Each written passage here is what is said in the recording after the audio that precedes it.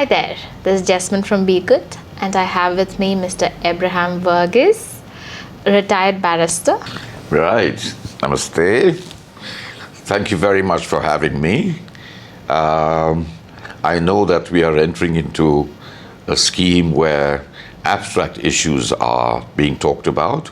Since abstract issues are difficult to explain without expanding upon it a lot, I will try my best to minimize the explanation, at the same time giving you all the best understanding that I have. Okay. So we'll go over a couple of statements or terms. So Yeah. the first one for the day that we have chosen is blood is thicker than water. Yes, I think most of you all would have heard this, that blood is thicker than water. Basically it means that your relationship through blood, in the main your siblings, your parents, your cousins, those who have, as it were, the same blood flowing through their veins. And this is also one of the symbols that passes down through kingdoms and through kings and emperors. Okay? It says that it's thicker than water. Okay?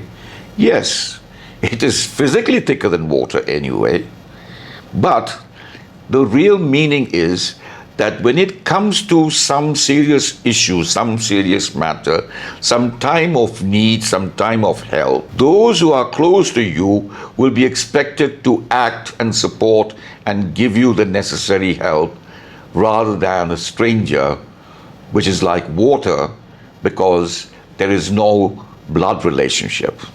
Okay? So that fundamentally explains the difference between the two. All right. Now, you might just as well say, well, my friends have behaved much better than me, than my siblings. Yes, indeed, that can happen. You might need to drink water more than you need to have blood. Okay. So that doesn't bring a contradiction to it. It is just a phrase, okay, to explain something briefly, so that its several meanings are understood in one shot. Just coming back to again as to why we are doing this. So in IELTS or in general, this will be useful for you in many areas. Coming to IELTS, in listening, if you come across a statement, for you to understand what it means. When it comes to reading, in case you come across statements, for you to understand again what it means. When it comes to writing, you can use some of these phrases to score a better score, and in speaking to sound to improve the quality, to sound more apt. Yes. When you are actually trying to express many things together, sometimes a phrase explains it fully, and so it's necessary to understand what these phrases are. But you must also bear in mind that phrases, as is used by several people, just like quotations, are not complete by themselves. They are riddled with oddities and questionable issues. So don't use phrases loosely. It is used to explain a particular situation, an instance, to summarize it in a way that that phrase actually does. Okay? Instead of using many words for it. Yes, exactly. So going to the next one, there's no place like home. Right. Well, that's a wonderful saying. It's a very comforting saying. And it is the experience of most people that at the end of the day, wherever you happen to go, you visit wonderful places, you have a marvelous time, marvelous food, and everything that money can buy. Yet, the idea of going home finally dawns on one, because that is where you get all the comfort, all the security, all the love, everything that you want, and you can perform in any way in that environment more than you can in any other kind of environment. Okay? You will have friends who will say, wow, I feel like home over here. That's exactly the point, because somebody has allowed you to feel free over there and be yourself. But there is nothing like home, because there is nothing like home. Okay? Yes, thank you for that. Yes, home is indeed where the heart is. Yes. And the next one is familiarity breeds Contempt. contempt. Yes. You see, very often, I'll tell you a partly racist concept. In the beginning, certain nations, and I won't go into names at all, were very delighted to be associated with people from other nations. And they made an issue of it. Some of them made it a point to speak to you. Some of them made it a point to get away from you. Whatever, there was curiosity. Okay? But when the numbers of these people grew and they became available and ordinary and encounterable on most all occasions, then it breeds contempt because you are seeing a lot of them. You are seeing a lot more of them than you actually wish for. Okay? So familiarity there, it is like somebody who is constantly with you. Constantly with you, not your husband or wife, because to make that familiarity unfamiliar, you might have a fight. Okay? Whereas if familiarity, you are constantly seeing that person in the manner that you have known that person, in the character that you know that person. Could be a place or a thing as well. Like yes, indeed, it could be a place also. You get when you go, tired of absolutely.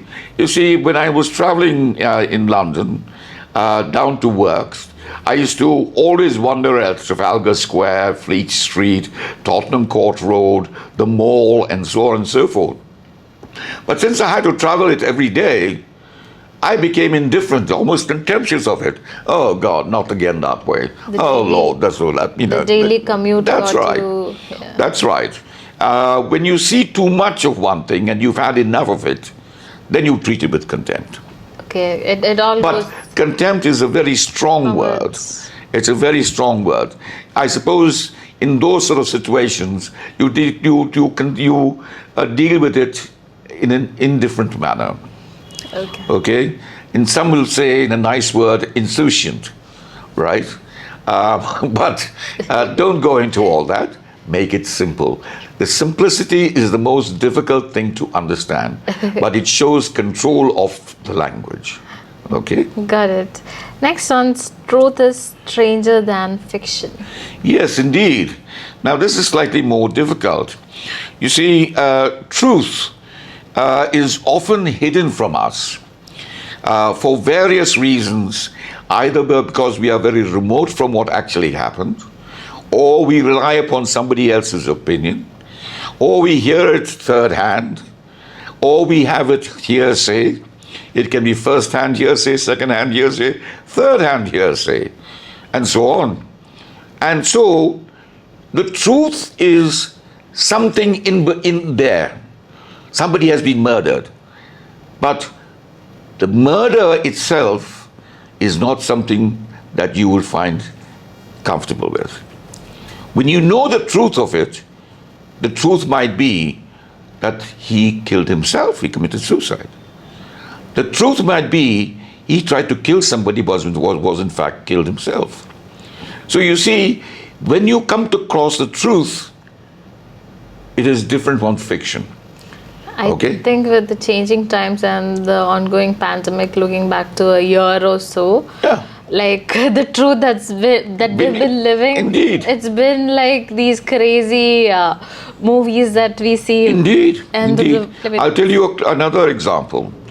We read newspapers giving accounts of what is going on. Purportedly, they say alive. Well, I have never known a dead newspaper editor or anchor give any news, right? Now, that is a wrong term, but they use it, even in England, right? The action that they show you is not the exact full action. They can't.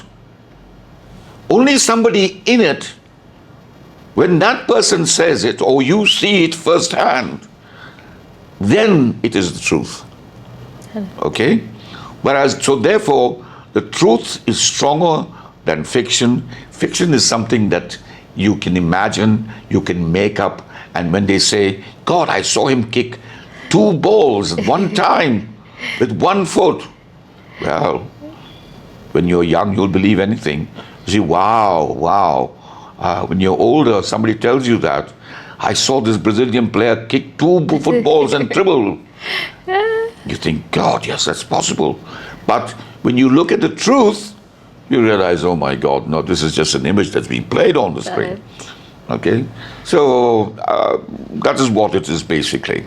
Since we're on the topic of abstract topics, so on a lighter note, and to conclude to what we were just talking about, what is your view about happiness? If I ask you what is happiness to you, what would you say? I would say that it's very relative. Okay. Okay? You just take an example of the food that is being spread on the table. And let us say that it contains all the things that you like, all the things that your wife like, all the things that your husband likes, all the things that your father and mother like, all the things that your siblings like.